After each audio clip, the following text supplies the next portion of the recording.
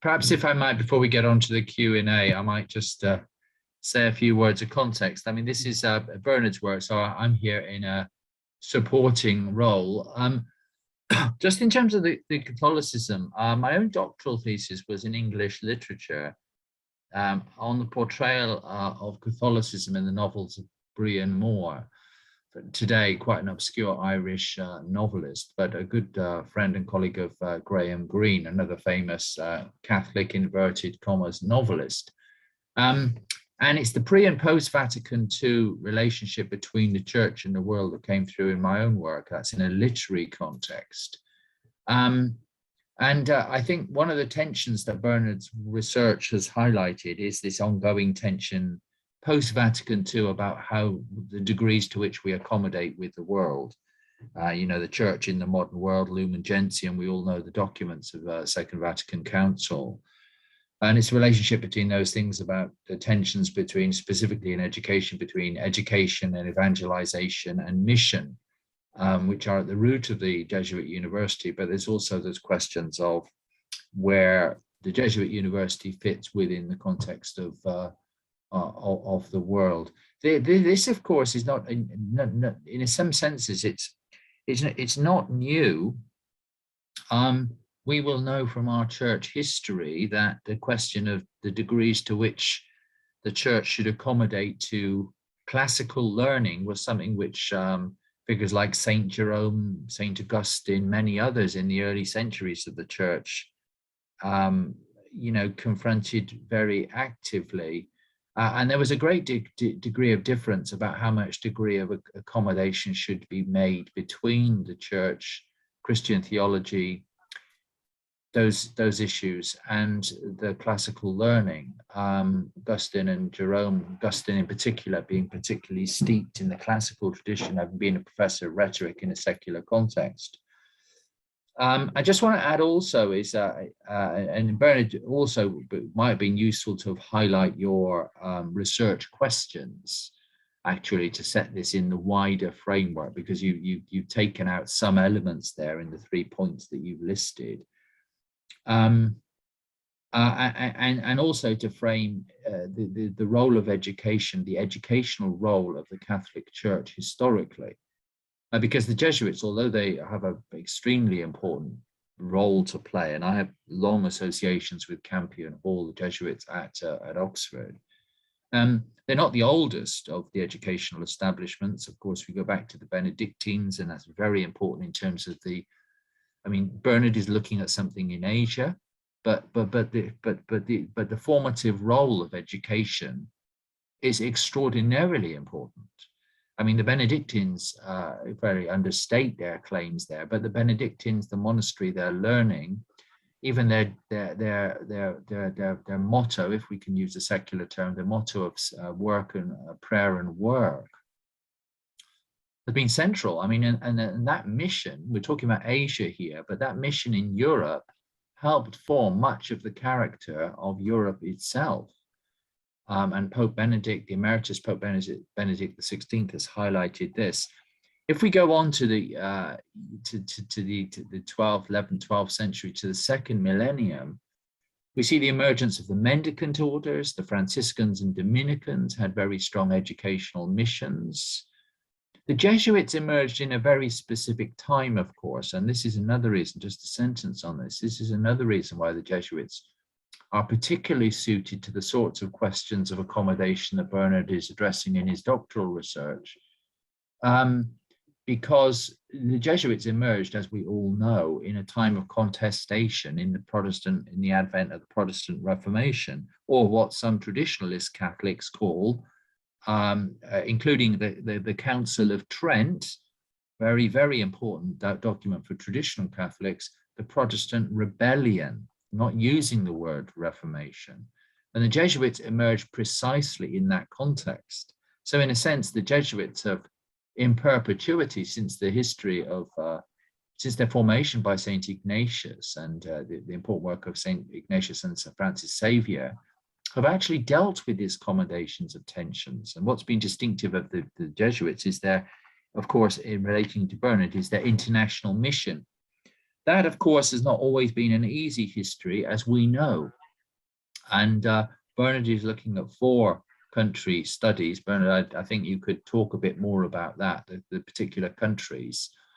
And the Jesuits always being very keen on questions of enculturation and adapting to the particular cultural environments. I mean, the history, for example, in Japan is certainly worth highlighting.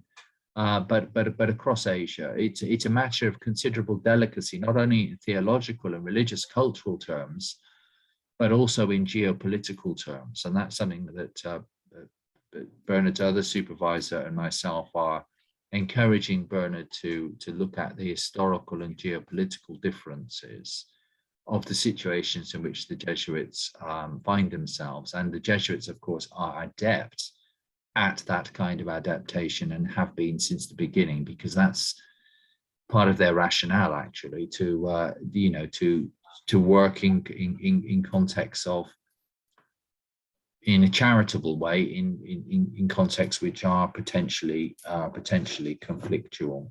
So I thought it might be useful if I added those few words of context from my own role here. So Bernard's presentation, and we can open the floor to Bernard. I'm of course happy to take any questions as well. Thank you so much for Professor Kiran's elaboration. I want to say, just want to chip in regarding the countries that I've studied.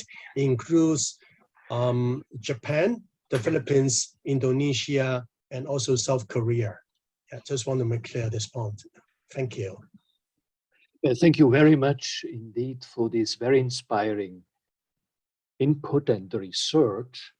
If I may just keep the ball rolling with this first point that Bernard, you mentioned the commitment from the top level, and referring also to this ideal of Cardinal Newman and what you experienced of the culture in Oxford.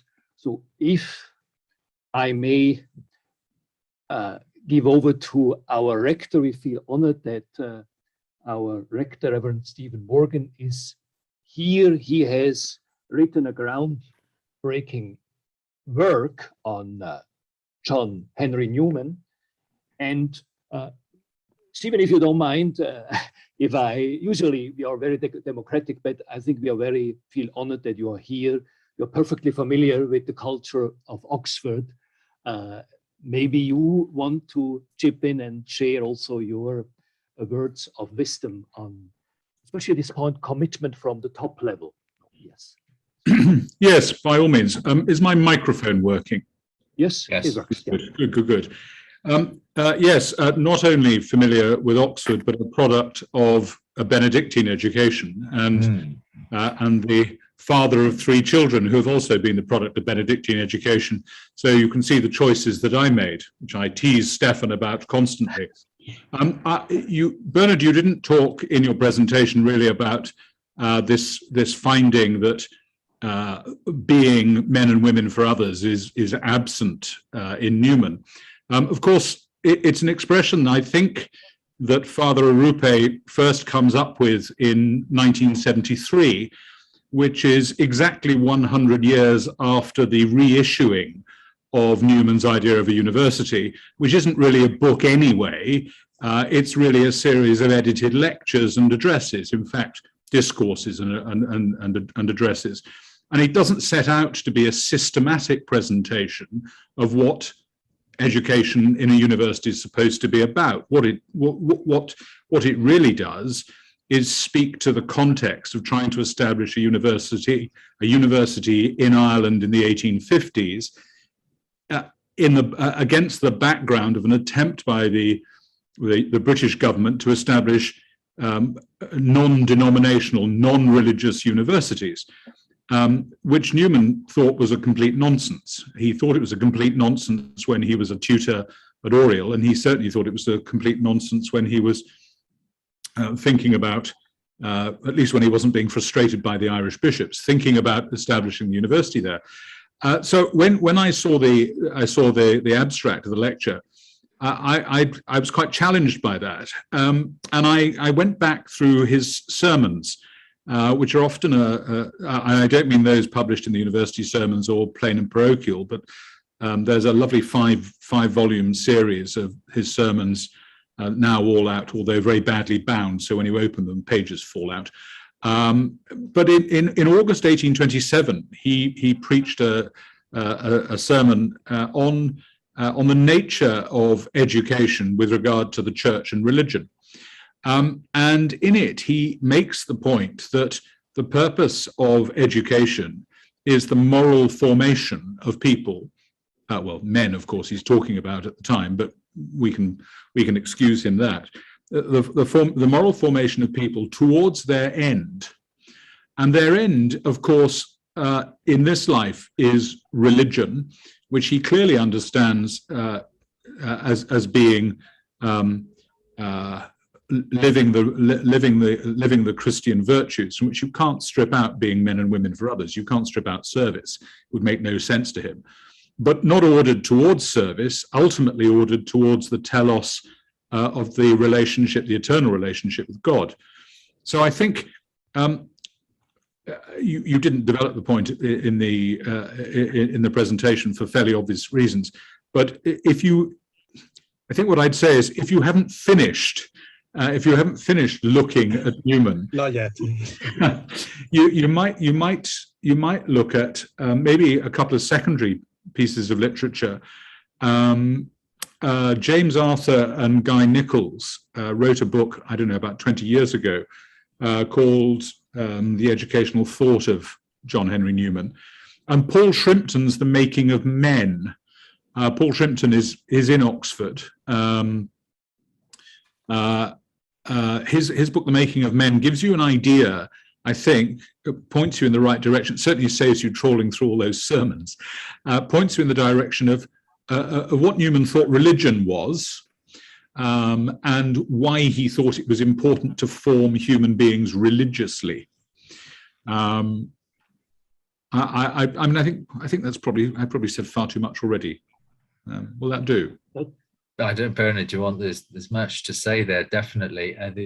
The tension's interesting between the religious orders. I just read the famous Capuchin biography of Newman on his inner life. I bought it actually from the Oratory bookshop, where Newman, of course, was deeply familiar and a very favored figure there for obvious reasons. What strikes me actually is, in terms of his enterprise on that particular take on it, is, and you mentioned rightly, Stephen, if I might, the Irish university. Of course, for Newman, that was a great disappointment. And at every stage of his life, he had this sense of that he's failed really at absolutely everything. So it's not a sort of a modern phenomenon to think about the challenges of leadership. And you mentioned about the Irish bishops and the particular issues that were raised there. He had quite some difficulty there, didn't he, really? But also actually with the English church. So he was neither here nor there.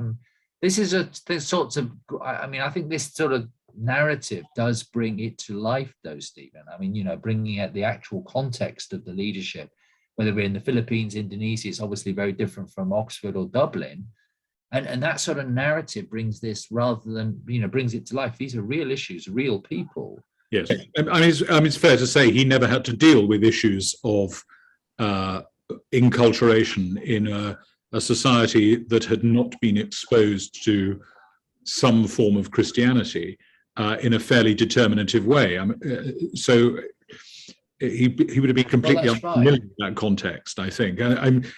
That's right. But when he moved towards accommodation, even in the English church, of course, was it? I think possibly, I might have the wrong cardinal here, but Cardinal Manning, I think, had some sort of tensions with, if that was, or was it Wiseman? It was Manning. It was Manning, yes.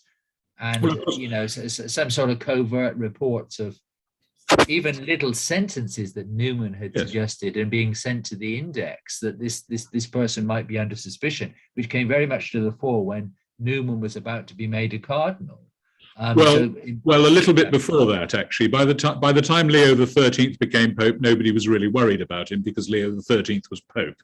But just he had also actually written a line to, I think, to Leo the 13th, who's himself a fascinating figure, really, ultramontanism with a liberal face, some people describe him as, that would look like Newman was actually going to be declining the cardinal role, on the basis that he really wanted to stay in England and not go to Rome. Yeah. But Stephen, these sorts of details, I love these kind of details, because these ideas that we're dealing with real people, real heads like yourself, of heads of institutions, and there's real lived experience. And I often find, I'll pass this over to Bernard now, I often find that social science sort of takes away that human element in terms of, its research. It becomes quite neutralized, really, in terms of the very human face of this. But very fantastic. It's wonderful. I want to have such a Newman, so learned a Newman